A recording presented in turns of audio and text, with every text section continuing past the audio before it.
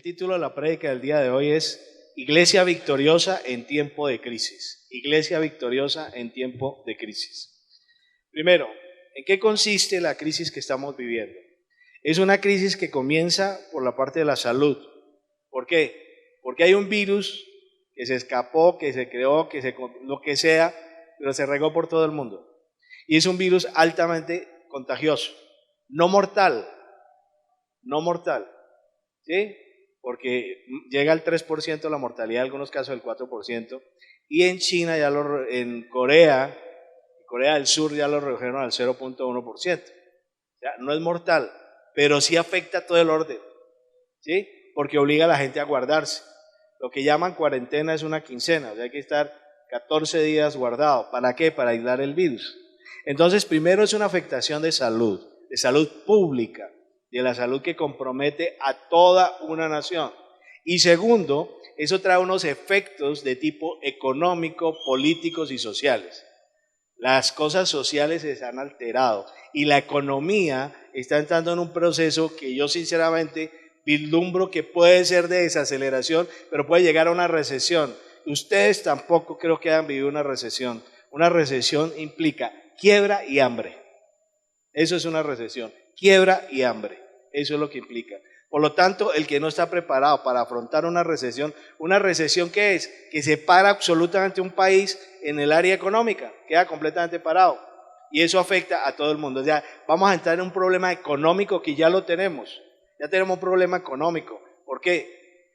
Ya la gente se monta en un barco y no la dejan bajar y ya, pum, se le forma un problema, como el que está ahorita con el Pullman allá en Panamá. La gente ya no va a los cines porque, pum, cerraron los cines. Ya la gente no puede ir a trabajar, tiene que ir con el teletrabajo. Están cerrando universidades, están cerrando comercios. ¿Eso que va a provocar? Un desajuste económico como nunca nosotros hemos vivido. Eso es lo que se llama una crisis, una quiebra de un país. La última se vio, si mal no recuerdo, en el año 29. Como una fractura en esa época y eso trajo unas consecuencias bastante fuertes al mundo entero. Entonces las fronteras se están cerrando, los comercios se están alterando, en fin. Entonces los efectos primero son de la salud y segundo vienen problemas de tipo económico, de tipo social, porque ya no nos vamos a reunir como antes, porque ya hay que cambiar algunas costumbres de una manera temporal y vienen efectos políticos. A los presidentes que no han tomado decisiones claras ya les están levantando un problema. Donald Trump tiene un problema serio ahorita en Estados Unidos precisamente porque le han dicho que se ha demorado en tomar decisiones, pensando que él mismo ni siquiera se estaba cuidando. Y es que enfermarse un presidente de la República es un problema de Estado, no es que se enferma cualquiera, es un problema de Estado, es el que conduce el Estado, es el que coordina. Es como si aquí no hay sino un pastor, se enferma el pastor y se muere, la iglesia queda céfala. ¿Estamos entendiendo lo que está pasando? Entonces todo eso trae una serie de consecuencias que yo creo que ninguno estaba preparado, pero tenemos que levantarnos en medio de esa dificultad. Y nos vamos a levantar y vamos a salir victoriosos, como dice el título de la prédica, Iglesia victoriosa en tiempos de crisis. En cuanto a la enfermedad, la palabra dice lo siguiente. Éxodo, yo les leo, no entiendo todavía ahí, Éxodo 15, capítulo 26. Voy a leer simplemente y dice así. Les dijo, si escuchas atentamente la voz de Jehová tu Dios y haces lo recto delante de sus ojos, das oído a sus mandamientos y guardas todos sus estatutos, ninguna enfermedad de las que envié sobre los egipcios traerá sobre ti, porque yo soy Jehová tu sanador. ¿Queda claro? Si tú quieres superar esta pandemia, tienes que hacer lo que aquí dice. Porque si una característica tiene este coronavirus, es que está notificándole al mundo que hay un Dios todopoderoso y es el único que puede parar y cambiar y mover este planeta. Y Él permitió, porque Él los quiso así, que una partícula microscópica como el coronavirus pare el mundo. Es así, eso es microscópico lo que paró el mundo. Ni una bomba atómica. ni las dos guerras mundiales está provocando los efectos que está provocando esto. Una partícula microscópica. Y Dios la permite porque tiene que decirle al mundo, o se arrepienten o van a tener que hundirse en su perdición. Y a la iglesia le está advirtiendo, o me son buenos testimonios y reaccionan y muestran la luz y son la sal de la tierra y viven de acuerdo con mi palabra, o también sufrirán los efectos de esta pandemia. Esto viene de Dios. No el castigo para la iglesia, no que Él haya querido matar a la gente, sino que se ha provocado esto por el mismo desorden de la humanidad, por su ateísmo, por su materialismo, porque la humanidad no ha querido entrar en la razón de reconocer que hay un Dios todopoderoso. Y Él dice, si ustedes quieren lo suelto, a ver si controlan ese coronavirus. No se ha podido. ¿Cuántos saben que ya hay la vacuna? Nadie sabe. Nadie ni siquiera sabe exactamente en qué, cómo muchas cosas de ese virus. Se la saben algunas, pero no se sabe la mayoría. Solo lo sabe el Señor Dios. Entonces esto es un hecho muy concreto. Y a la iglesia le está diciendo lo que acabo de decir. Y lo vuelvo a leer, si queremos protegernos. Si escuchas atentamente la voz de Jehová tu Dios, eso es lo que hay que hacer, escuchar al Señor Dios. Haces lo recto delante de Él. Hacer lo recto es acatar las autoridades en cuanto a las prevenciones de la salud. Por eso le digo, si ustedes aquí les damos una orden que entre y se lave las manos y no se las lavan, eso no es hacer lo recto. Pero que es que, no importa, aquí hay una autoridad que somos nosotros y como autoridad estamos dando esa orden. Y si tú no la acatas, el problema es tuyo. Vas a estar, ¿qué? Expuesto a que te enfermes, a enfermar a tu familia y de pronto a enfermar a muchos hermanos. ¿Estamos claros? Porque hay que hacer lo recto delante del Señor Dios. Dice.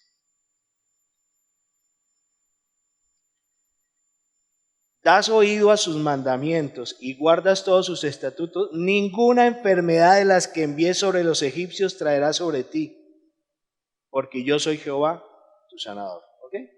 Ya quedó claro con respecto a la enfermedad.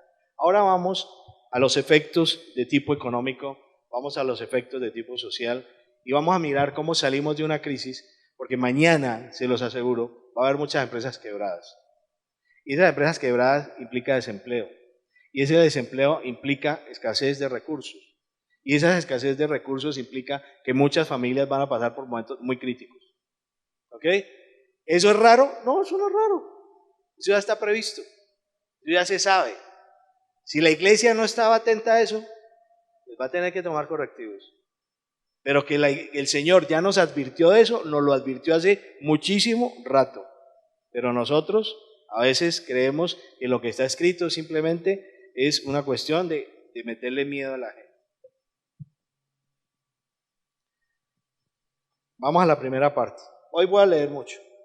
Génesis 41, 28, 36. Por favor, si pueden ir ustedes a Génesis 41, 28 a 36. De ahí vamos a sacar toda la enseñanza de hoy. Muy bien.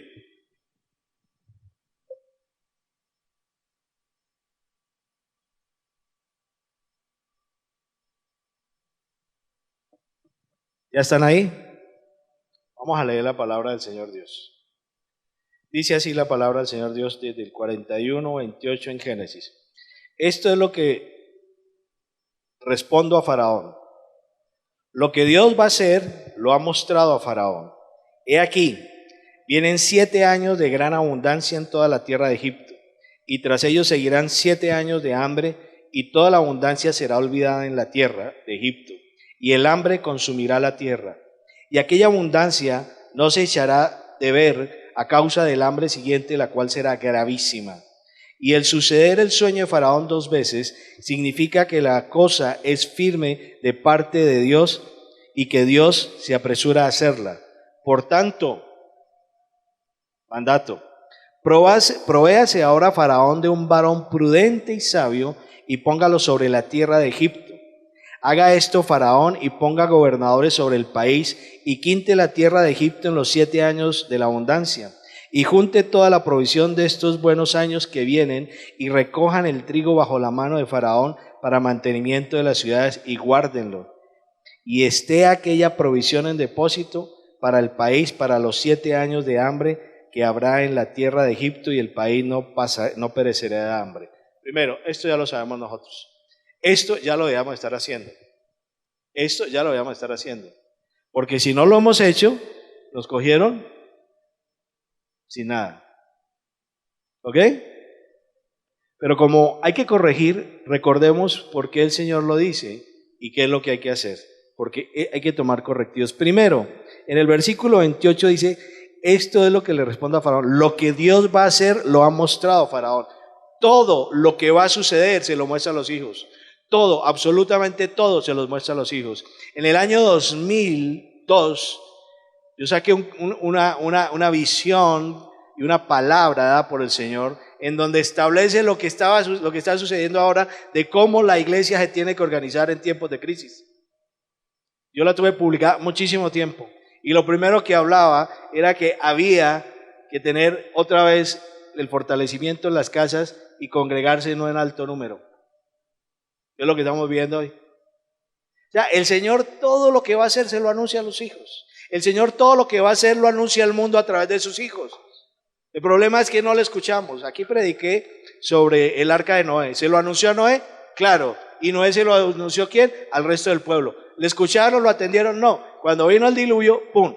Estamos en el diluvio. Estamos en el diluvio. Entonces, lo primero que queda claro es que el Señor advierte todas las cosas. Saqué unos puntos con respecto a este texto. El primer punto. El Señor Dios todo lo sabe. Por lo tanto, Él no está sorprendido de que haya una pandemia. Él ya la sabía. Y si ya la sabía, seguramente a más de uno nos lo advirtió. Cada situación que se decide sobre la tierra tiene dos objetivos. Uno es el bien para los que lo amamos a Él. Es el bien para todos los que somos de Cristo. Y dos, es una oportunidad que le da al mundo para que vuelvan a Él. Esa es la realidad que estamos viendo. Todo lo que está sucediendo tiene dos objetivos muy claros, los cuales el Señor los ha advertido. La iglesia va a caminar en su palabra, en obediencia, y va a mostrar la grandeza del Señor y a decir que es un pueblo victorioso siempre y cuando hagamos lo que el Señor nos demanda. Es una iglesia de batalla, es una iglesia de fe, es una iglesia perseverante. Y el mundo tiene que reaccionar y decir, o vuelve a Dios o se consume. Y eso está pasando. Por ejemplo, ayer el presidente de los Estados Unidos convocó a una jornada mundial de oración hoy 15 de marzo. Hoy 15 de marzo es una jornada mundial de oración convocada por Donald Trump. Que le hagan caso o no le hagan caso, eso es otra cosa. Pero hoy es un día de oración precisamente porque se le salió de las manos el problema. Segundo, me han llegado cantidad de WhatsApp y de tweets y toda esa cosa, en donde la gente dice que el coronavirus hay que tomarlo como una oportunidad para volver a Dios. Gente impía. Hay que volver a reconocer que sin Él no se puede. Y hay que volver a reconocer que hay que fortalecernos en las casas. Y la iglesia se fortalece en la casa. Y de ahí es que puede salir a la calle. Pero la iglesia nace en la casa y la iglesia se fortalece en la casa y la iglesia se expande de las casas hacia afuera. Eso está escrito. Entonces es una oportunidad para que la iglesia realmente reaccione y diga, vamos para adelante, confiamos en el Señor y vamos a llevar la palabra de Dios, porque es un tiempo, el mejor tiempo para evangelizar, el mejor tiempo para predicar es este. Este no es tiempo de esconderse, es tiempo de predicar, es tiempo de levantar la voz del Señor, es tiempo de decirle al mundo por qué está pasando esto, que es lo que estamos predicando de acá. Ese es el tiempo de ahora, no es tiempo de arrugarse, pero sí es tiempo de responsabilidad. Amén. Eso es lo que hay que hacer. Vamos a mostrar que nosotros somos el pueblo de Dios, que no tenemos temor y que somos un pueblo que estamos bajo el amparo del Altísimo, que cuando uno mora bajo su amparo no lo va a tocar ni la peste, ni el hambre, ni la persecución.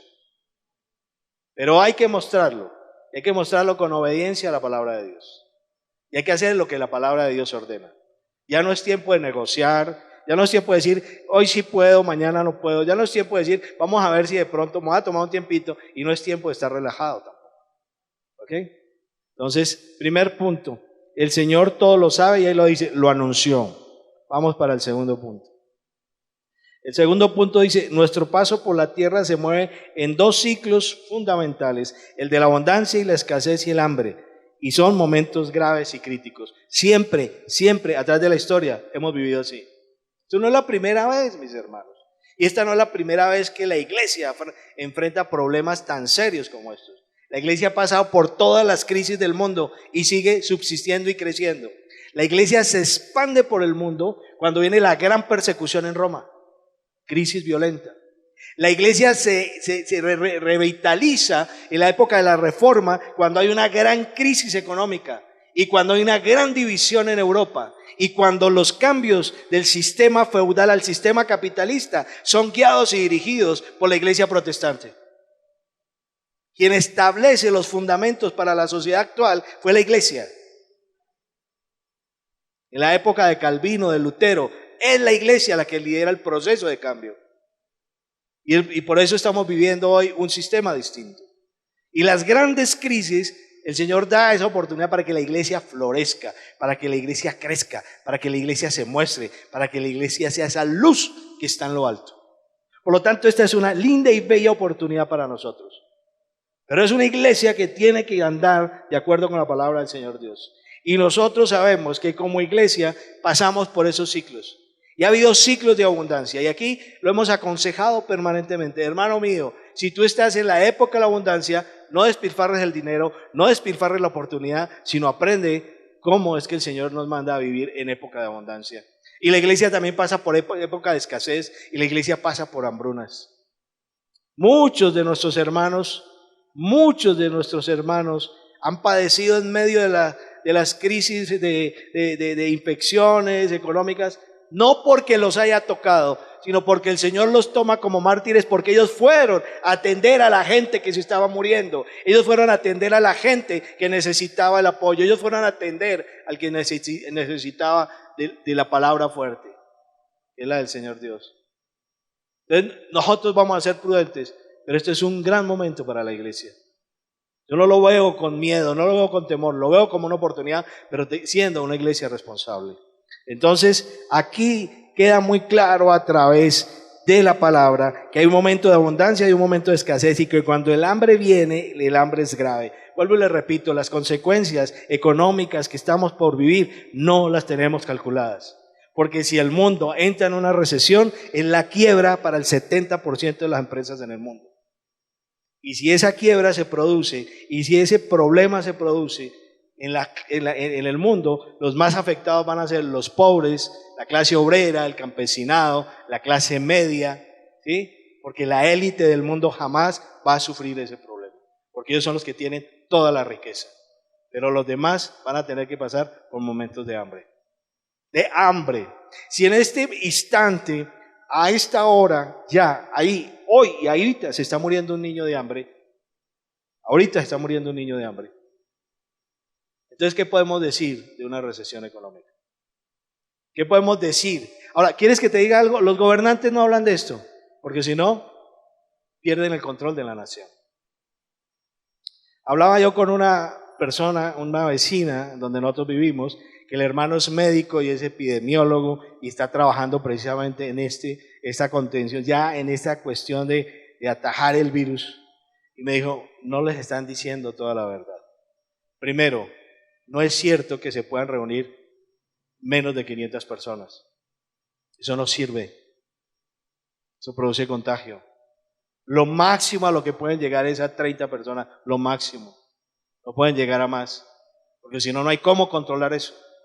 No hay cómo controlarlo. ¿Por qué no nos dicen la verdad? Porque se les sale el control de las manos. Porque cuando un gobernante, cuando uno es líder, cuando uno lidera, uno tiene que poner la cara y uno tiene que poner las cosas en su sitio oportunamente. Y si uno se equivoca hay que corregir inmediatamente, pero no hay que permitir que un grupo, una nación entera se vaya al abismo. Nosotros tenemos la misma responsabilidad que un presidente de la República. La gente cree que no, la gente no valora un ministerio. La gente no sabe lo que es un ministro de Dios. Un ministro de Dios tiene la misma dignidad que tiene el presidente de la República de los Estados Unidos. La misma dignidad, la misma responsabilidad y la misma jerarquía. Lamentablemente algunos han perrateado el ministerio, pero eso no quita que el ministerio siga siendo de la jerarquía que el Señor le dio. El Señor se encarga de sus ministros. Y por eso cuando uno como ministro de Dios está al frente de una comunidad, está al frente de una iglesia, tiene que direccionar y tomar decisiones y encauzar las cosas como deben ser. Lamentablemente la iglesia anda cada uno por su lado, porque a lo mejor pululan los egos, la ignorancia y demás cosas. Pero en este momento la iglesia debería ser la que está controlando el país. La iglesia debería estar liderando este proceso. La iglesia debería estar ordenando cómo nos debíamos volver a socializar. La iglesia debería estar al frente de esta situación. No la veo. No la veo. Entonces, es muy claro que nosotros, como lo dice ahí, andamos en esos ciclos. Y el momento en que estamos es un momento grave. Esto no es para asustar, es porque la iglesia tiene que ser seria y responsable. 3. Dice aquí que había que poner gente para que tomara una acción. La abundancia es una oportunidad para el ahorro. El sistema capitalista y de consumo jamás enseña que la abundancia es para ahorrar, sino lo que enseña es que la abundancia es para gastar. Por lo tanto, cuando la gente tiene abundancia, gasta más de lo que debe gastar. Cuando la gente tiene abundancia, quiere cambiar su estatus social. Cuando la gente tiene abundancia, quiere consumir los productos más caros. Y que cuando la gente tiene abundancia, se agarra a despilfarrar el excedente de dinero que el Señor le está dando. Si está ganando 2 millones y vas a ganar 7 millones, pues dice, uy, 6, a vivir, pues comamos y bebamos, porque mañana moriremos. No es para eso la abundancia. Abundancia no se estableció de parte de Dios para despilfarrar, sino para planear. Escucha bien esta palabra. La abundancia es planear, planificar. Cuando una persona pasa de 1 millón a 7, lo primero que debía hacer no es ir a sacar tarjeta de crédito. Lo primero que tiene que hacer no es ir y gastar, ir y cambiar el carro, el apartamento, la ropa. No, eso no es lo primero que tiene que hacer. Cuando una persona pasa de ese nivel de ingresos, de bienestar, por parte del Señor Dios, lo primero que tiene que hacer es sentarse. Se sienta en familia y planea y dice, ¿qué vamos a hacer con este excedente? En ese momento de crisis que se venía, porque no estaban en la crisis, José le dijo al faraón, ahorre el 20%. Si yo mantengo mi nivel de vida discreto, sencillo, sin aspavientos, les aseguro que cuando uno está en las vacas gordas, va a ahorrar el 20%. Yo los aseguro. Pero si yo me excedo, ya ni siquiera ahorro el 1%. Porque lo que hago es endeudarme. La persona que tiene más ingresos se endeuda más. Y cuando viene una crisis de esta, lo cogen y lo parten. En el 29, no me refresqué la memoria en esa fecha, en el 29 lo primero que provocó la crisis, el crack que se dio en ese momento, ¿sabe qué fue? La gente empezó a suicidar de la desesperación. Porque se vieron en la ruina de un día para otro. Se vieron en la ruina. Entonces aquí el Señor dice, cuando hay vaca gorda, cuando hay abundancia, ahorra, ahorra, ahorra. Por tanto es necesario que el faraón se provea de un hombre prudente y sabio y que ponga sobre la tierra y que haya gobernadores en donde recojan el trigo bajo la mano y lo ahorren en un 20%. Si una persona gana un salario mínimo, ¿puede ahorrar? También, así sea 100 pesos, pero que tenga el sentido del ahorro. ¿Qué implica el ahorro? El ahorro te da una dimensión distinta de la economía en el sentido que te da visión, te da programación, te permite hacer cálculos, te da proyecciones y te sujeta a la tranquilidad y a la estabilidad, tanto económica como emocional. El ahorro es eso. El ahorro no es guardar una plata, es tener una economía siempre flotante. Si hay abundancia, estoy bien. Si hay escasez, me mantengo bien. Entonces cambia el concepto de cómo voy a vivir día tras día. Bien, entonces queda muy claro en este punto 3 de la enseñanza, debe haber provisión para el futuro, tiene que haber una vida reposada, sin excesos, bajo control y con el disfrute que el Señor Dios nos da. El gozo no está en gastar plata. Que la gente le metieron la idea en la cabeza que es feliz cuando gasta plata. No, yo soy gozoso cuando Cristo está en mí. Yo soy feliz porque Cristo me da provisión. Yo estoy contento porque soy un hijo de Dios. Yo tengo gozo porque el Señor es mi pastor. Yo vivo en la plenitud porque Dios es mi protector. Yo soy fuerte porque Dios es mi sanador. Yo tengo la mesa servida porque el Señor es mi proveedor, no porque tienes plata. Entonces la gente tiene plata y dice, gaste. No, el Señor le da al dinero y a la provisión le da una función distinta. Primero, es una función que te bendice para guardarte, y segundo, tiene una función social. Y es colectivamente que todos estén bien. ¿Cómo estaba la iglesia en los primeros tiempos? La llamada iglesia primitiva. No había ningún necesitado en la iglesia. ¿Y estaban pues en la opulencia? No, nada menos que estaban siendo perseguidos por el Imperio Romano. Muerte. Los empalaban y los ponían como teas ardientes para iluminar las vías de Roma. Los mandaban a los fosos de los leones. Los torturaban, los quemaban vivos. Ya no podemos decir que, no, pues que en esa época tan dura como la de ahora. ¿Y qué decía y qué dice en el libro de los Hechos? Que en la iglesia no haya ningún necesitado. ¿Por qué? Por este precepto, por este principio fundamental.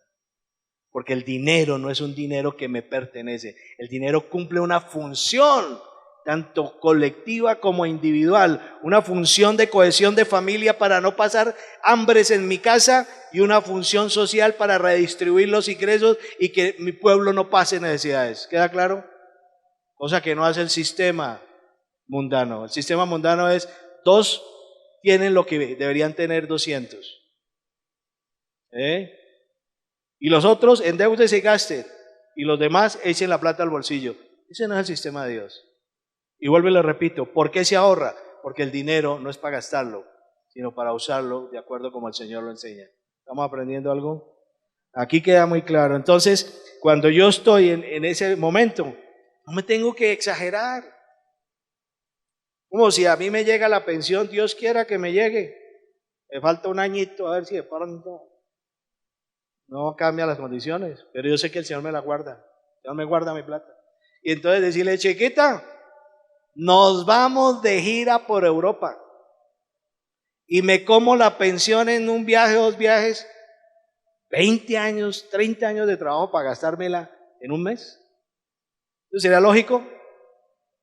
No, pero es que como me llegó un buen billete, entonces, ¿se da cuenta? El dinero no es para gastar. El dinero es un instrumento, una herramienta, es una mercancía, como lo estableció el marxismo, es una mercancía de uso y de cambio y de valor. Entonces queda claro.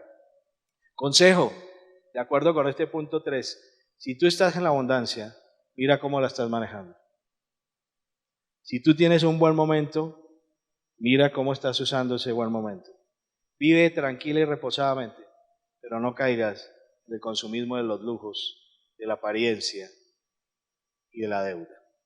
Bien, punto 3. Vamos para el 4. ¿Qué más dice la palabra? Consígase hombres, ¿cómo? Entonces, la crisis, como la que estamos enfrentando ya, requiere de personas prudentes y sabias. Cuando uno está en crisis, no necesita locos, no necesita gente acelerada, gente impulsiva, gente que dice, ¿a mí qué me importa? No coma cuento, eso no va conmigo, yo sigo mi vida. Esos no son para estar al frente, ni siquiera de su propia casa. Lo que se necesita ahorita es gente, primero prudente y segundo sabia, para poder enfrentar lo que estamos viviendo. Y dice que la prudencia, ¿se acuerdan de ese dicho popular? La prudencia hace verdaderos sabios. Entonces, necesitamos gente, y ustedes que son hijos de Dios deben ser prudentes y sabios. A ver, empiecen a mirar cómo está su platica. ¿Quiere que les diga algo? El problema del dinero es para nosotros, no para los que lo producen. Porque ellos tienen maquinitas de hacer billetes. ¿Por qué el dólar bajó y tiende a bajar un poco? Porque el Banco de la República sacó billeticos nuevos. La maquinita de hacer billetes lo sacó y se los dio a los bancos para que ellos puedan mover el dólar y para que hagan bajar el dólar. ¿Sabe qué significa eso? Que esos billeticos que acaban de salir no sirven para nada, no valen nada. No valen nada. Cuando recojan, quiebran a la gente. Porque además ese billete se lo dio fue a los bancos, no al público. Si a uno le dijeran, pase por el Banco de la República y le damos un fajito, se lo dan a los bancos. ¿Para qué? Para que los bancos empiecen a trabajar el crédito. Entonces, mire cómo están sus economías, mis amados, y empiecen a enfrentar lo que se viene. ¿Cómo van a hacer? ¿Cómo van a bajar sus gastos? ¿Cómo se van a enfrentar? Sean prudentes. Si tú te ibas a comprar un Jaguar, porque yo veo aquí gente que son como de Jaguar todos, ¿no? Jaguar. Yo te aconsejaría que no lo compraras. Si te vas a ir para Europa y si te vas a ir para Estados Unidos, a Orlando, Florida, no lo hagas primero porque cerraron los parques, entonces pierdes la plata. Entonces no puedes ver a Mickey Mouse. ¿Sí? Pero no es tiempo de viajar. No es tiempo de viajar. No es tiempo de desparramar dinero. Es tiempo de recoger dinero. Si tú tienes un trabajo, cuídalo. No es tiempo de botar lo que estás recibiendo. Es tiempo de retener lo que estás recibiendo. ¿Estamos entendiendo? Estos son principios económicos elementales. Esto yo lo aprendí en 2 años y medio que estudié economía. Hace 40 años, imagínate, todavía me acuerdo. Pero es que no aplicamos una economía doméstica. No creemos las palabras del Señor Dios. Nosotros vivimos ahí. El Señor dice, paga a todo el que debes, y no lo hacemos. No te endeudes si nos endeudamos. Hay cosas que se pueden manejar. Pero por ejemplo ahorita nos vamos a dar cuenta las dificultades de no haber planeado bien. Pero ustedes deben ser, ¿qué? Prudentes y sabios. Una persona prudente es una persona avisada, previsiva, es advertido, es precavido, es cauteloso, es astuto como serpientes y mansos como palomas. Es sensato, es cauto, es discreto, es juicioso, es cuerdo, es mesurado, es reflexivo. Eso es ser prudente. Y si yo soy prudente, no tengo por qué en este momento desbordarme de los gastos que ya tengo. ¿Ok? Si soy prudente, hermano, pare todo lo que está haciendo y reorganícese. Muy bien. Dice el Señor, mirad, yo os he enseñado estatutos y decretos como Jehová mi Dios me mandó, para que hagáis así en medio de la tierra en la cual entráis para tomar posesión de ella. Guardadlos pues y ponedlos por obra, porque esta es vuestra sabiduría y vuestra inteligencia ante los ojos de los pueblos, los cuales oirán todos estos estatutos y dirán, ciertamente pueblo sabio y entendido, nación grande es esta. ¿Cuál es la sabiduría? ¿Cuál es la prudencia? Obedecer los mandamientos del Señor Dios, obedecer la palabra del Señor Dios. ¿Es muy difícil ser prudente? No. ¿Es muy difícil ser sabio? No. ¿Qué se requiere para ser prudente y sabio? ¿Qué se requiere para ser prudente y sabio? Obedecer los mandamientos del Señor Dios. Eso es todo. ¿Muy complicado? No. Lo dice Deuteronomio, lo que acabé de leer es Deuteronomio 4:5. Y en Job 12:13 dice, con Dios está la sabiduría y el poder, suyo es el consejo y la inteligencia. ¿Dónde está el consejo? En el Señor Dios. ¿Dónde está la sabiduría? En el Señor Dios. ¿Dónde está la prudencia? En el Señor Dios. ¿En dónde estás tú con el Señor Dios? ¿Ah? Si tú sabes eso, aplícalo, vívelo, ¿ok? ¿Queda claro? Vamos con el punto 5. Punto 5. Nosotros debemos ser hijos de Dios con el talento para ser buenos mayordomos, que gobernemos nuestras casas con la palabra de Dios, ser obedientes al ahorro, manejar con inteligencia y sabiduría la provisión que viene del cielo. una característica que muestra José en el momento de ir a hablarle a Faraón es que dice, yo sé lo que el Señor me dice y por lo tanto se lo estoy transmitiendo. Y Faraón dice, ¿podrá haber hombre más sabio sobre la tierra que este José? Y lo puso a gobernar Egipto. ¿Por qué? Porque los hijos de Dios debemos ser muy buenos en la mayordomía. ¿Te queda claro? Tú tienes que ser inteligente en el manejo de los recursos que el Señor te da. Tú tienes que tener la claridad de lo que el Señor te da. Tienes que ser una persona sujeta a la palabra. Dejemos de lado nuestro yo opino, mi yo pienso y mis orgullos y mis falencias y todo, dejémoslo a un lado. Es que pobrecito yo, que nací pobre y no he podido tener ni carro ni casa. Ahora que tengo plata me voy a dar la vida que nunca me ha dado. Eso no es correcto. Eso no es correcto. Puede que sea legítimo. Eso nadie te lo va a negar. ¿Tienes derecho? Claro. Ustedes pueden hacer con su dinero lo que quieran. Ustedes pueden invertir en lo que quieran. Eso es legítimo.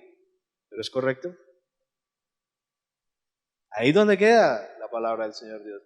¿Qué te enseña el Señor en ese momento? Entonces, el Señor lo primero que te dijo es que seas un buen mayordomo. Un buen mayordomo. Y el Señor Jesús tiene muchas parábolas sobre la mayordomía. Y nosotros, ¿no? Hay una palabra del Señor de la mayordomía que dice, como Él pensó que el Señor se demoraba en venir, despilfarró y maltrató a los obreros. Eso no es así. Buen mayordomo. ¿Estamos? Entonces, mis hermanos, o aprendemos, o la planadora se nos pasa por encima. Muy bien. Entonces es importante que tengamos un manejo muy claro. Y vuelvo y les insisto, y ahí está escrito. ¿Qué dice ahí? ¿Qué dicen ahí? Por favor, leen, que no hagan. Obedientes, ¿qué está rayado? Obedientes al ahorro. Mi chiquita hermosa, que es la pastora de esta iglesia que está ahí, una vez trajo unas alcancías para enseñarle a los muchachos sobre el ahorro. Y les dijo, tómenle regalo estas alcancías y las vamos a traer al final del año para que con ese ahorro hagamos una reunión de jóvenes. Había que acordarles, pero cuando llegaron con la alcancía sonando. Bueno, algo aprendieron. No sé si los papás les coadyuvaron a eso o no, pero las alcancías sonaron.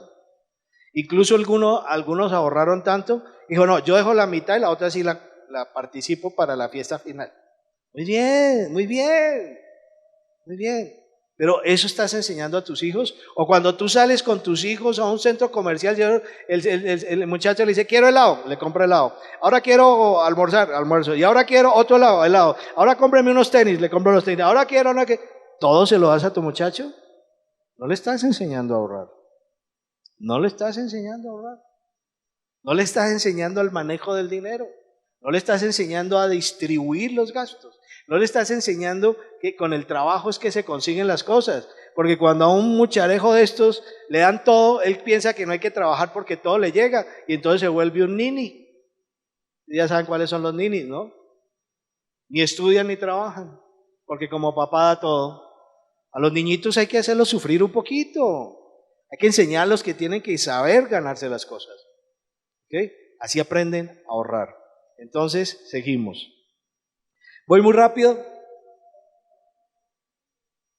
No, es que ustedes están felices, dijo, y el coronavirus lo puso a correr. Sexto, ¿qué dice ahí? La abundancia nos permite ahorrar un 20%, se guarda para el tiempo de las vacas flacas, que es lo que dice aquí José le dijo a Faraón. Una quinta parte, guárdalo porque en el momento de vacas flacas es que hay que sacar todo. Yo pregunto, ¿dónde está escrito eso? En la Biblia. ¿Quién lo dijo? El Señor Dios. Te pregunto, ¿tú le crees al Señor Dios y a la palabra de Dios? Entonces, si tú le crees, estás convencido que puedes ahorrar el 20%. Así de sencillo. Si yo le creo y el Señor me dice, te mando vacas gordas. ¡Oh, la! vacas gordas, ay, qué rico, voy a cambiar todo. Y no te acuerdas que el Señor le dice, sí, pero ahorra el 20%. Estás desobedeciendo la palabra. Yo creo que si la palabra dice que se puede ahorrar el 20%, se puede ahorrar el 20%. Lo que pasa es que ese 20% que se va a ahorrar, se lo malgastan en lujos, en vanidades, en gastos extras, en desquitarse como si tuvieran que desquitarse de la escasez. No, nunca se tiene que desquitar de eso. Cuando está bien, disfrútelo tranquilo y reposadamente, pero no se desquite. Como no tuvo tenis de niño, entonces va cuando tiene plata, se compra 100 pares de tenis, como si fueran 100 pies. ¿Tiene sentido eso? Pero eso es lo que hacemos todos. No es sino que tengamos unos mejores ingresos y a gastar y a gastar y a gastar. Entonces así no se puede ahorrar el 20%. Si tú mantienes un nivel de vida estable, mejoras algunas cosas, el ahorro se produce. Porque si lo dice la Biblia, yo lo creo. A mí no me vengan con el cuento que no puedo ahorrar. Si la Biblia dice que puede, se puede. Porque entonces estoy negando la palabra. Entonces tengo que borrar este capítulo. Y tengo que borrar todo lo de la mayordomía. Y tengo que borrar todo lo que el Señor dijo sobre la administración de los bienes que Él nos da. Tendría que borrarlo. Que el problema no es ni la Biblia ni Dios. Nuestro Señor todo lo sabe, todo lo puede y está con nosotros. El problema somos nosotros que no obedecemos. No sé si algunos se han pasado por vacas gordas. Unos sí, unos más que otros. Pero deben estar preparados para las vacas flacas que se vienen ahora. ¿Estamos? Bien. Y se debe guardar para el tiempo de las vacas flacas. Séptimo, basado aquí en Génesis 41, 28 en adelante. Dice, cumpliendo con este sencillo mandato, el pueblo de Dios, ¿qué dice? Nunca tendrá hambre. Hermano, pueblo desobediente, pueblo que perece por hambre. Pueblo que desobedece, pueblo que perece por ignorante. Pueblo que desobedece, pueblo que termina siendo esclavo del mundo. Pueblo que no hace lo que el Señor manda, pueblo que va a pasar difíciles momentos. ¿Complicado? Eso es la enseñanza. Ahora, dice, uy pastor, pero es que yo ni me di cuenta que tenía vaca gorda. Además, ni me di cuenta porque nunca me ha llegado. Ok, la Biblia también tiene respuesta a eso. Porque algunos dirán, no, pues sí, pero ¿cuándo será ese cuándo? Entonces, ¿qué decimos? Si la situación nos va a desbordar como lo va a pasar de aquí en adelante, ¿qué hacer? ¿Qué hacer con la palabra del Señor Dios? Pues vamos a ver la respuesta. ¿Qué hacemos? Vayan ustedes al segundo libro de Reyes, capítulo 4, versículo 1 en adelante. Segunda de Reyes, capítulo 4, versículo 1 en adelante hasta el 7. Ahí está la respuesta. Ya se vino la crisis, ya se vino el hambre. ¿Ahora qué hacemos?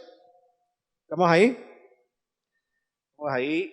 Segunda de Reyes, capítulo 4, versículo 1, para que ustedes vayan tomando nota. Dice lo siguiente.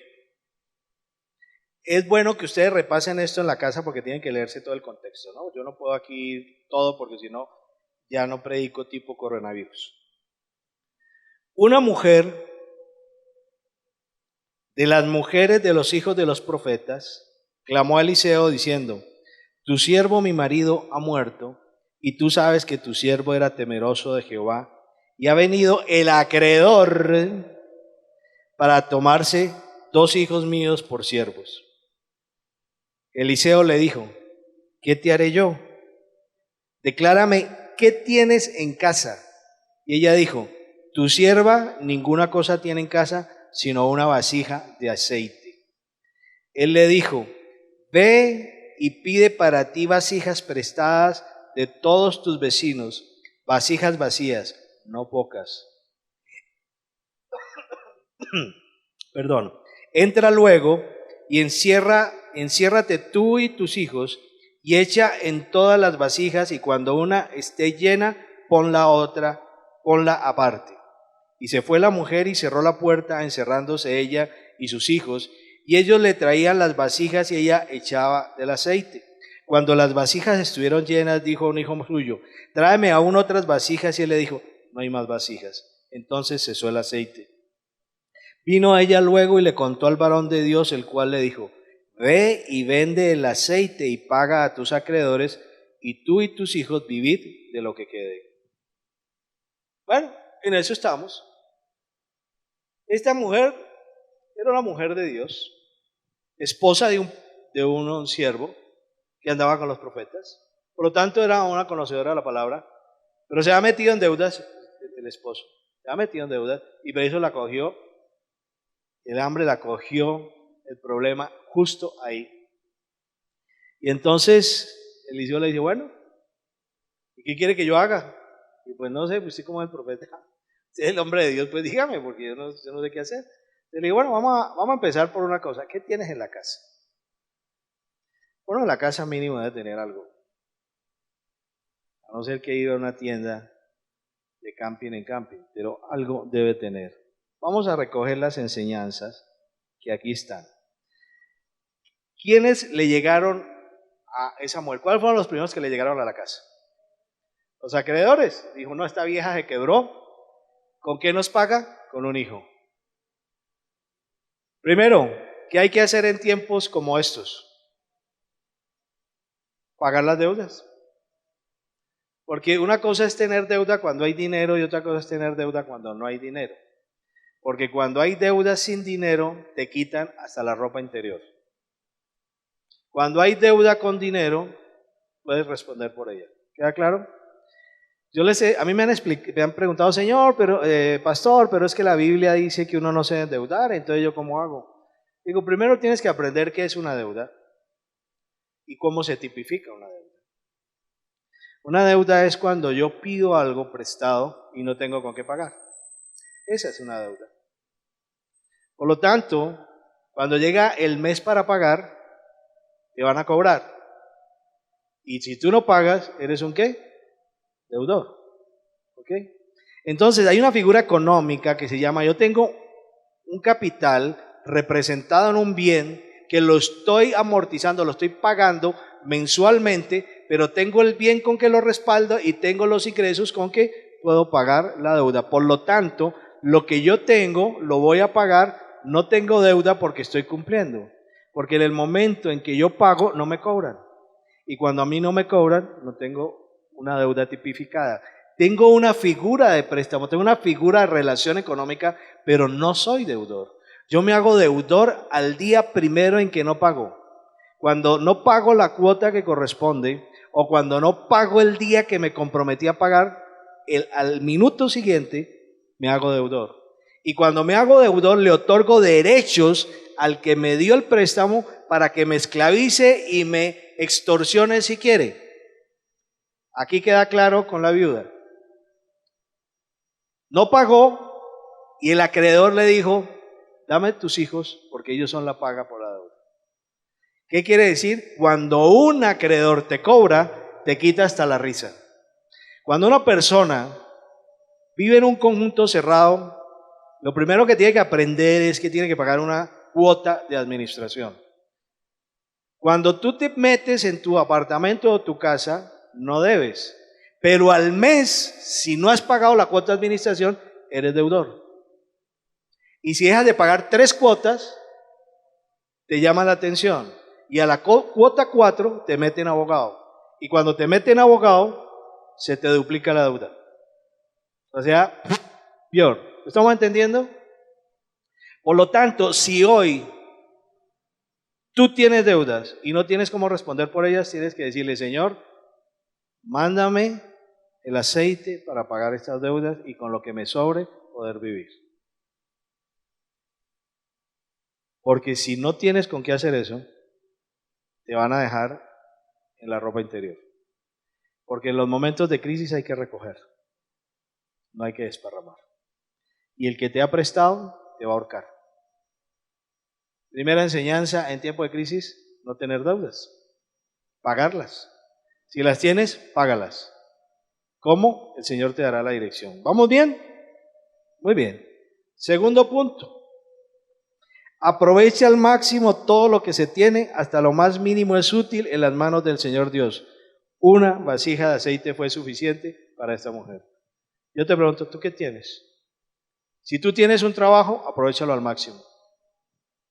Si tú estás viviendo de tu negocio, aprovéchalo al máximo. ¿Qué tienes tú en tu casa? Porque con lo que tú tienes, el Señor te va a solventar en el momento de crisis. ¿Te queda claro? Ahora, si dices, no tengo nada, ay, hermano, entonces, ¿en dónde está viviendo? Posible que no tenga nada. Porque cuando uno no tiene nada es porque ha dejado pasar el tiempo sin hacer nada. ¿Me estoy explicando? Cuando tú no haces nada en la vida, jamás vas a tener algo. No tienes nada. Claro, si yo te digo, ¿qué tienes? No, nada. ¿Y eso por qué? No, porque, ¿cuánto hace que no trabaja, hermano? 15 años. Ah, no, hermano. Es lo que necesita es otra cosa. ¿Sí me estoy explicando? Pero cuando yo he cumplido con todas las pautas establecidas en la Biblia, algo debo tener en la casa. Algo debo tener. Por ejemplo, un caso extremo. Si una persona es clase media, porque los dividen de los de arriba, es una clase media, que la clase media tiene una característica. Cuando la vaca gorda está, se echan para arriba. Eso se sienten los más burgueses de los burgueses. Gastan lo que no tienen. Y viene el momento de la crisis y se vuelven proletarios. Ahí sí se vuelven otra vez populares. ¿Sí? Se la pasan así. Si una persona está en una situación y de ser de estrato 3 o 2, pasó a ser, aquí en Colombia funciona así, qué horrible, pasó a ser estrato 5 y 6, ¿yo qué haría? Me vuelvo a mis orígenes. Vendo esa casa y con lo que me quede, compro una que esté a mi alcance. Así son las medidas en tiempo de crisis. Así. Si tú lo único que tienes es una casa, échale mano a esa casa para salir de deudas e irte a vivir a un lugar donde tú puedas vivir. Hay gente que en este momento está viviendo en sitios donde no puede vivir. Apenas llega la primera cuota de administración, ay, todo eso hay que pagar por vivir aquí, entonces ¿para qué se metió ahí, hermano? Si yo me voy y me ponen de cuota de administración 3 millones de pesos y me gano 2, por Dios, solo por decir que es que estoy filipichín, dejemos tanta vanidad y tanta bobada. Por eso es que la gente se quiebra, por la apariencia, por el orgullo, por la vanidad, por la falta de planeación, por lo que el Señor nos está enseñando hoy. Entonces, si hay alguien que tiene algo, aprovéchelo en las manos del Señor y salga de lo que más pueda para con eso vivir. ¿Queda claro? Entonces, el profeta le dijo a la mujer, ¿qué tienes? Y le dijo, yo nada. Lo primero que le dijo la mujer fue, yo no tengo nada. Yo creo que el profeta dijo, no, pues como así no tiene nada, pues, ¿mueras? ¿Qué más? Pues yo no puedo hacer nada más. Digo, bueno, sí tengo una vasija. Tengo una vasija con aceite. ¿Qué le dijo el profeta? Con eso es suficiente. ¿Vamos bien? Entonces, mira a ver qué tienes tú en tu casa. 3. Tiene que levantarse la solidaridad entre nosotros como pueblo de Dios. La hermandad, tiene que haber una ayuda mutua, tiene que haber un trabajo comunitario. Y en eso sí que falla la iglesia. ¿Qué hizo la mujer? Corre y pida prestado unas vasijas, diga, hermano, vea, necesito vasijas, necesito vasijas, necesito vasijas. Seguramente en el pueblo había más de uno que tenía vasijas de sobra. Le dijo, tome, lleve una, hasta que logró recoger unas y con eso se sació e incluso le alcanzó para vender y después comer. Mire, si hay algo que hace que el pueblo de Dios no progrese económicamente, es que económicamente nosotros somos unas islas. Primero, no hay que permitir que la gente considere el trabajo como un castigo, sino como una bendición. ¿Sí? Segundo, hay que estimular que toda la iglesia trabaje. Tercero, que cuando trabajen, dejen de ser orgullosos y pendencieros, porque tienen el trabajo y lo botan. Claro, consiguen otro y tal. No, hermano, los trabajos hay que cuidarlos. Y si tú quieres cambiar de trabajo, ¿qué tienes que hacer? La estrategia del mico. Yo siempre enseño ese principio económico. Nunca falla. Esto es economía de mico. Suelta la rama cuando ya tiene la otra cogida. Es decir, si tú vas a cambiar de trabajo, ten ya lo otro listo. Es decir, tú sales de este trabajo y te vas para otro. Pero no cometas la imprudencia de que bota el trabajo porque el jefe me trata mal, porque es que este no es mi trabajo, porque es que yo no sé qué, y que y es que me toca en Transmilenio, y es que me toca mucho esfuerzo, y es que me toca, entonces yo no trabajo y no te... Ah, hermano, pues aguante hambre. ¿Por qué? El que no trabaja, que tampoco coma. ¿Ok? Entonces el pueblo de Dios hay que enseñarlo a trabajar. Segundo, o tercero, cuarto, en el que vaya. Cuando todos trabajamos, todos podemos ayudarnos. Pero no podemos mandar a que 2 o 3 trabajen y los demás vivan de gorra. Hermano, Eclesiastés dice que al que se le dona, al que se le da, al que se le subsidia, se vuelve un perezoso. A ver si aquí lo encuentro. Bueno, ahorita no, porque es que no tengo tiempo. No tengo tiempo. Pero el subsidiar a una persona es enseñarle a ser vaga. Se vuelve perezoso. ¿Ok?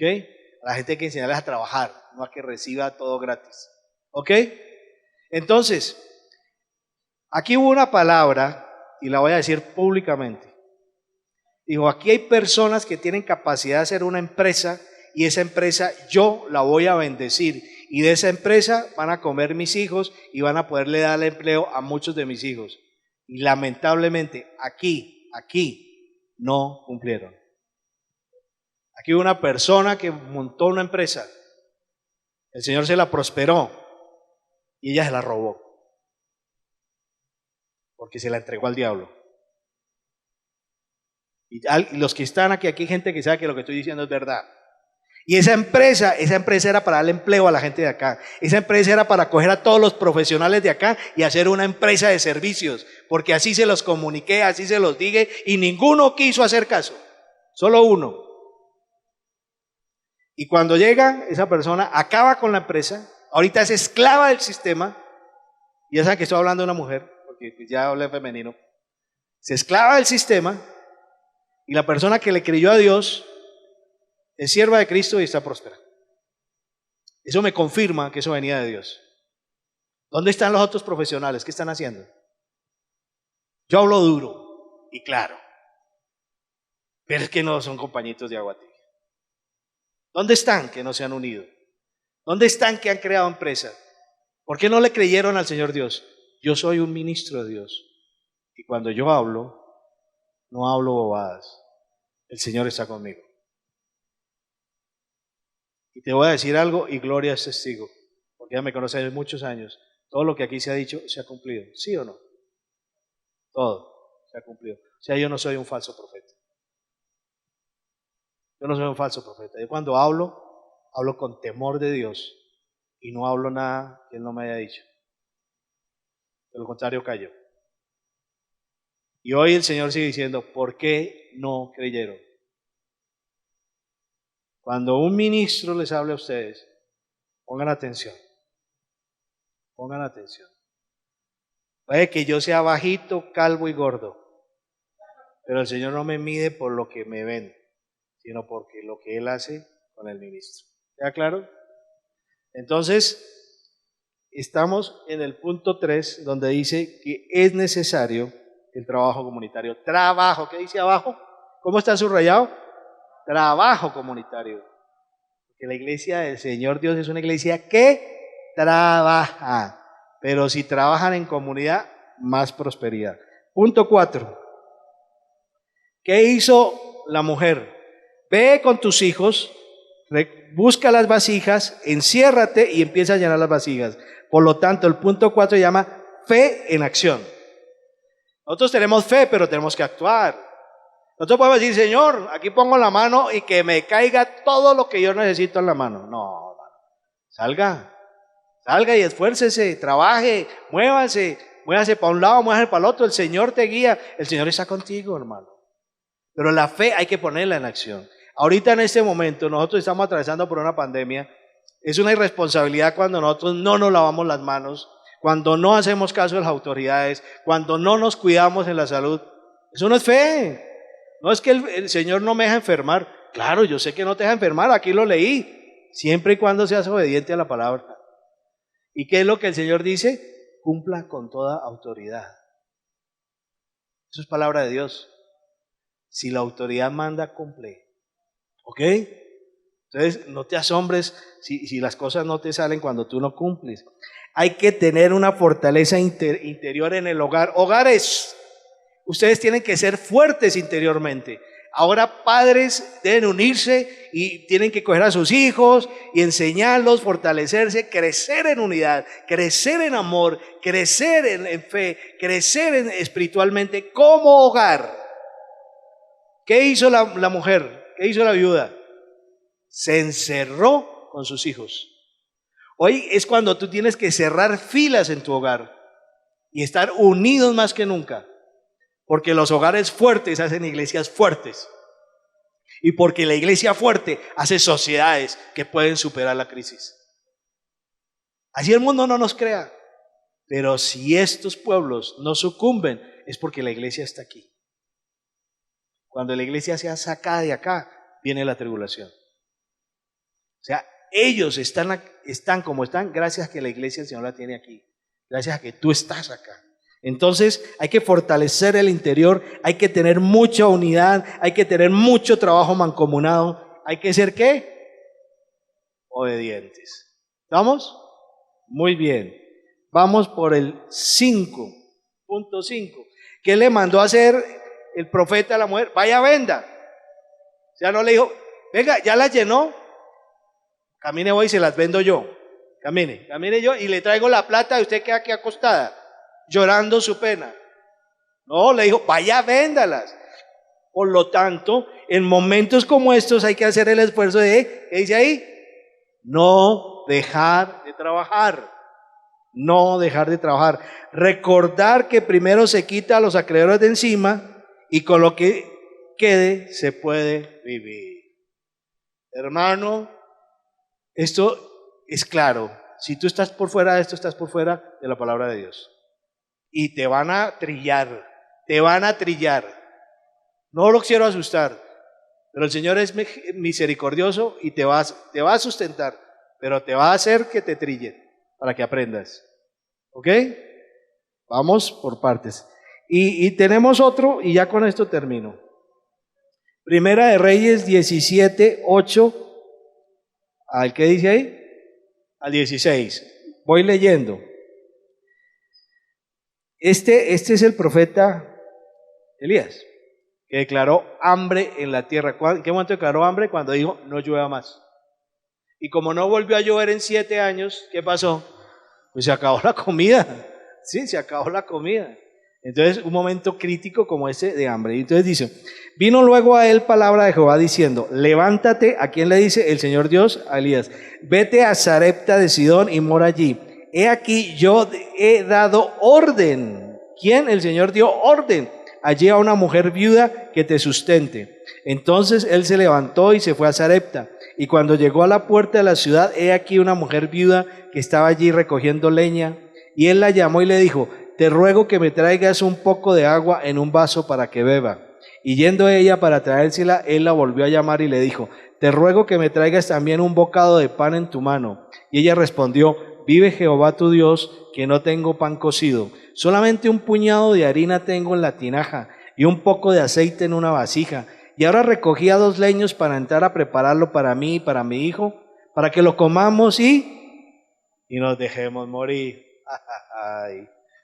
Elías le dijo, no tengas temor, ve, haz como has dicho, pero hazme a mí primero de ello una pequeña torta cocida debajo de la ceniza y tráemela y después harás para ti y para tu hijo. 14. Porque Jehová Dios de Israel ha dicho así dijo el Señor, la harina de la tinaja no escaseará, ni el aceite de la vasija disminuirá, hasta el día en que Jehová haga llover sobre la faz de la tierra. Amén, bendito Dios. Entonces ella fue e hizo como le dijo Elías y comió, ¿quién? Él y ella y su casa muchos días. 16. y la harina de la tinaja no escaseó, ni el aceite de la vasija menguó, conforme a la palabra que Jehová había dicho por Elías. Amén. Gloria a Dios. Vamos a ver qué aprendemos de ahí. Primero, el Señor Dios siempre pondrá gente a nuestro favor en momentos de hambre para el sustento. Siempre. Lo primero que todo es que te quede claro que los ministros de Dios, los profetas, jamás vamos a aguantar hambre. Porque nosotros somos los que tenemos que sustentar la iglesia. Entonces dirás, si este muere de hambre, ¿cómo hace para ministrar? ¿Y por qué lo digo? Porque no es que la viuda lo haya mantenido, es que era Dios el que lo estaba sosteniendo. Porque cuando él estuvo aislado, le mandaba un cuervo con carne para que comiera. O sea, a nosotros, los hijos de Dios, siempre nos va a llegar quien nos da el alimento, que es el Señor Dios. Nunca nos va a faltar. Eso te dará a ti una seguridad. Si el pastor está bien, la iglesia está bien. Ninguno dijo amén. Ninguno. Y los otros apenas dicen amén. Los otros dicen, a mí qué me importa el pastor, que si yo estoy bien, hay al pastor que se la arregle con Dios. Porque como él dice que... Entonces, amén. Si el pastor está bien, la iglesia debe estar bien. Nosotros siempre cogemos la norma equivocada. Como hay pastores ladrones, como hay pastores asalariados, como hay pastores que no están cumpliendo con la palabra, la gente cree que todos son iguales. No todos somos iguales. Hay pastores que somos honestos, leales y sometidos a la palabra de Dios. Y sabemos que Él nos sustenta. Punto. Eso lo sabemos entre Él y yo. Nosotros sabemos quiénes somos delante de Dios. Por lo tanto, no confundas a un asalariado con un ministro de Dios legítimo. ¿Te queda claro? Muy bien. Entonces siempre nos va a proveer el sustento. ¿En momentos de hambre vamos a tener hambre? No. Se nos baja la dieta, de pronto nos bajamos 2 kilitos que bien nos caerían, pero no vamos a tener hambre. Punto 2. Quien obedece a un ministro de Dios, el Señor Dios lo proveerá para superar la crisis. ¿Te queda claro? ¿A quién obedeció la mujer? ¿Al profeta? ¿Al ministro? Hermanos, yo les estoy diciendo, reconozcan a los ministros que tienen adelante. Para eso ustedes tienen discernimiento. Para eso ustedes tienen la Biblia. Para eso ustedes conocen la trayectoria de su pastor. Los que hay aquí, con excepciones muy contadas, nos conocen hace 20 años y saben quiénes somos. No se equivoquen. No se pongan a brinconear ni a dudar. Aquí están los pastores que el Señor puso en esta iglesia. Yo personalmente en esta iglesia me amaño mucho. El Señor me puso aquí y aquí pensaré quedarme. ¿Ok? Porque aquí hay un buen pastor, es Jesucristo. Amén. Muy bien. Entonces, cuando un ministro de Dios les dice algo, obedezcan, porque esa obediencia los lleva a tener buena provisión. ¿Puedo recordarles el pasaje de la empresa que aquí el Señor bendijo? No obedecieron al pastor, se acabó la empresa. Y les quiero recordar otra. Esa puerta de acá, de allá hacia acá, es bendito. Hace 20 años el Señor me dijo que todo el que cruzara el umbral de Más que Vencedores, siempre los iba a sustentar con trabajo. Y doy fe que todo el que aquí llega, todos consiguen trabajo. No hay uno solo. A ver, levante la mano alguno que no ha conseguido trabajo acá desde que cruzó ese umbral. Ahora me dicen, yo no tengo trabajo, pues si lo voto. Eso es otra cosa. Ahí no dice que lo vote, sino que lo conserve. Pero aquí hay gente que ha llegado hasta sin una guita, o sea, sin una moneda en el bolsillo. Hemos podido ayudar a los que hemos podido ayudar. Pero hemos orado, Señor, dale trabajo. Dale trabajo, bendícelo. 15 días, 20 días después, ¡pum!, trabajan. Y uno dice, gloria a Dios. Cumples lo que prometes. Y esa bendición está en esta iglesia. Y doy fe en 20 años que siempre ha sido así. No ha habido uno solo. Pero hay que estar con el Señor. Amén. Muy bien. Entonces, dice, si obedece al ministro, va a superar la crisis. Vamos al punto 2, vamos para el 3. 3, sí. Quien provee para los ministros de Dios no morirá de hambre, le dará incluso para compartir. ¿Qué hizo la viuda? Yo no tengo sino harina y aceite. ¿Y usted se lo va a tragar? ¿No es que ese es para morir? Dijo, no, pero tráigame a mí primero la torta. ¿Qué hizo la mujer? Coció la torta. ¿Y qué dice? Nunca le escaseó la harina, nunca le escaseó el aceite. Yo lo que estoy diciendo es que el Señor da los recursos para sostener la iglesia. Y nosotros, como ministros de Dios, somos iglesia. Hacemos parte de la iglesia. Y el Señor, en su bendita decisión, algo inmerecido, sorpresivo y aunque en mi interior a veces digo, increíble lo que has hecho de mí, nos llamó a ser pastores. Yo nunca esperaba esto, nunca.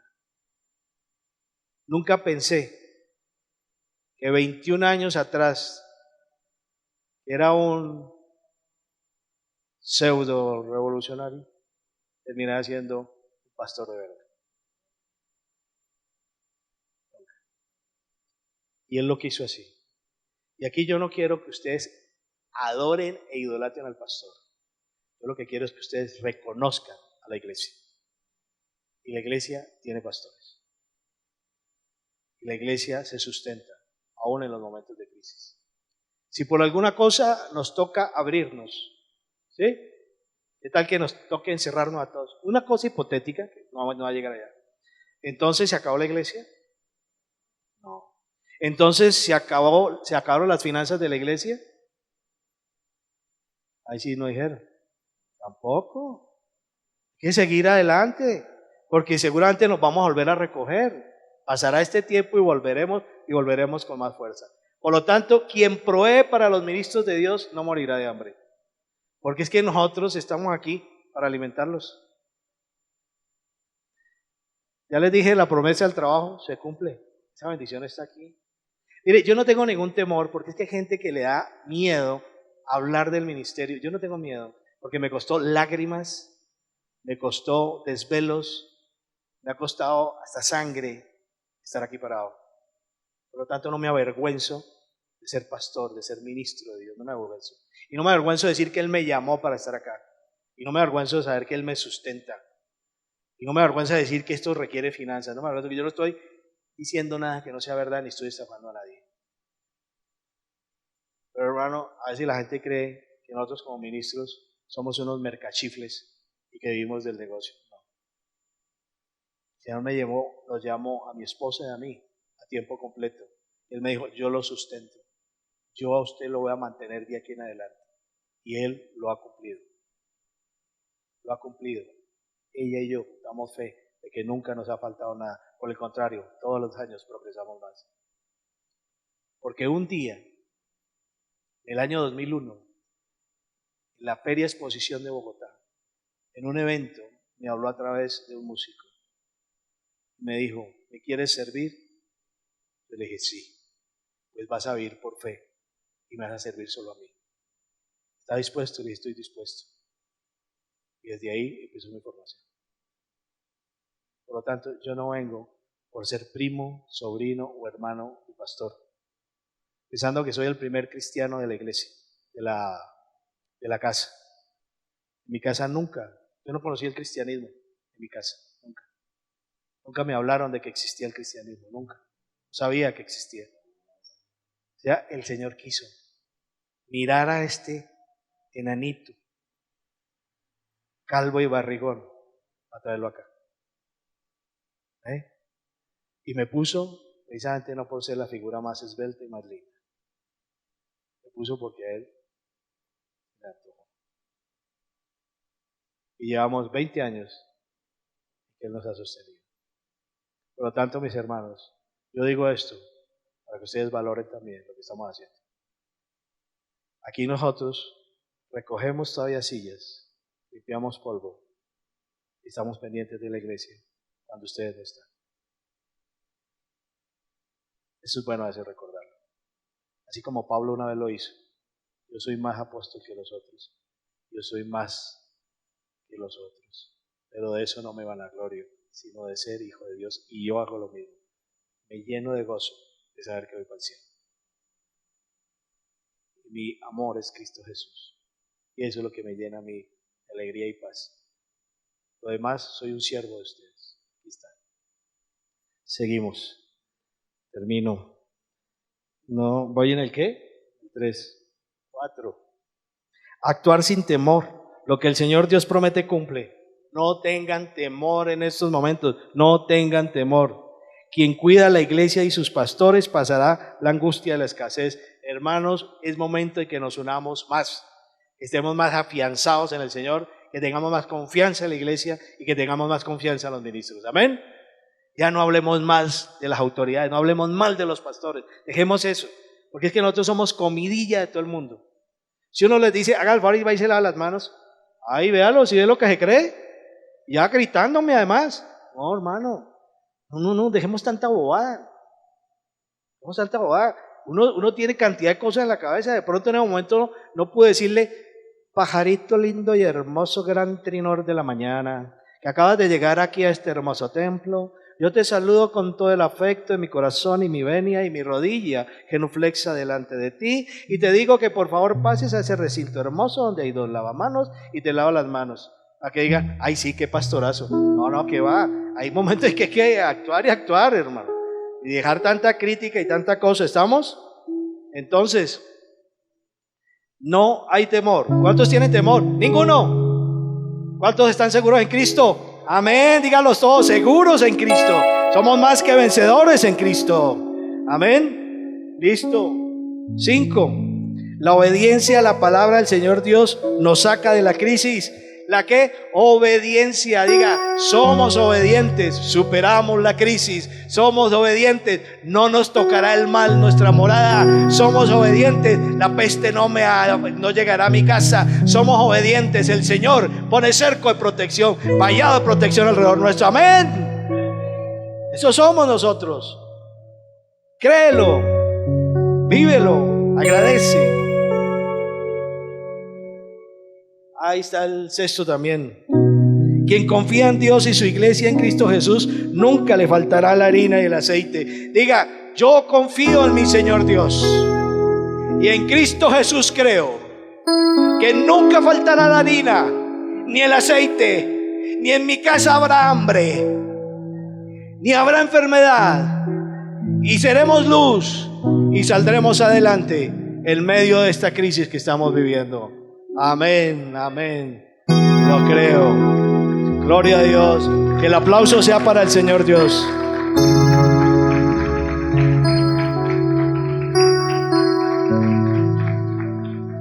Y termino con esto. Número 11:23. Entonces Jehová respondió a Moisés: ¿acaso se ha acortado la mano de Jehová? Ahora verás si se cumple mi palabra o no. Vamos a ver cómo se cumple la palabra del Señor. La mano del Señor no se ha cortado. Está ahí contigo. Los tiene en el cuenco de su mano. Los tiene en el cuenco de su mano. Porque no se ha cortado la mano de Dios. Y vamos a ver cómo se cumple su palabra. Y este sí que es un tiempo de fe. Este sí que es un tiempo de milagros. Este sí que es un tiempo de alabanza y es un tiempo de avivamiento. Y llegó la hora hermosa para que la iglesia muestre que está con Cristo, y estando con Cristo Jesús es más que vencedora. Amén. Gracias, Padre, por esta palabra hermosa. Gracias porque confiamos en ti, creemos en ti y sabemos que tu mano no se ha cortado y que es el tiempo en que vamos a mirar cómo tú obras grande y poderosamente en tu pueblo. Gracias, Padre, porque sabemos, Señor, que si tú estás con nosotros, ¿quién contra nosotros? Y sabemos que tu morada es nuestra morada y tu morada es santa, perfecta, agradable, porque es tu voluntad y nosotros vivimos en tu voluntad y acampamos bajo la sombra tuya, Señor. Y como estamos contigo y en ti, Señor, te damos gracias porque nos das la bendita oportunidad de mostrar tu grandeza, tu gloria y misericordia y de manifestar tu amor a todas las naciones en un momento donde el mundo se está haciendo golpeado por una pandemia, están viviendo aterrados, están viviendo con miedo. y no tienen dirección ni saben para dónde ir. Señor, oramos por las gentes de esta tierra, porque aquellos que no te conocen, Señor, volteen la mirada otra vez a ti, Padre, para que protejas esta humanidad, Señor, y entres tú a controlar ya esta pandemia, pero que todo se haga conforme a tu voluntad. Oramos por los pueblos indefensos, por los pobres de este mundo, Señor, para que ellos tengan su sustento y no les falte ni la harina ni el aceite. Oramos para que los pobres de nuestra patria, Señor, logren superar también estas instancias, y oramos para que les llegue la palabra y el evangelio de verdad, que es el evangelio de Cristo Jesús. Y oramos para que la iglesia se levante en pie de lucha y de batalla en fe para conducir a estos pueblos a la victoria final que es en ti, Cristo Jesús. Te doy gracias, gracias, Padre, y ponemos todo este tiempo en tus manos y tenemos paz y confianza en ti, en Cristo Jesús, Señor nuestro. Amén, y amén, y amén.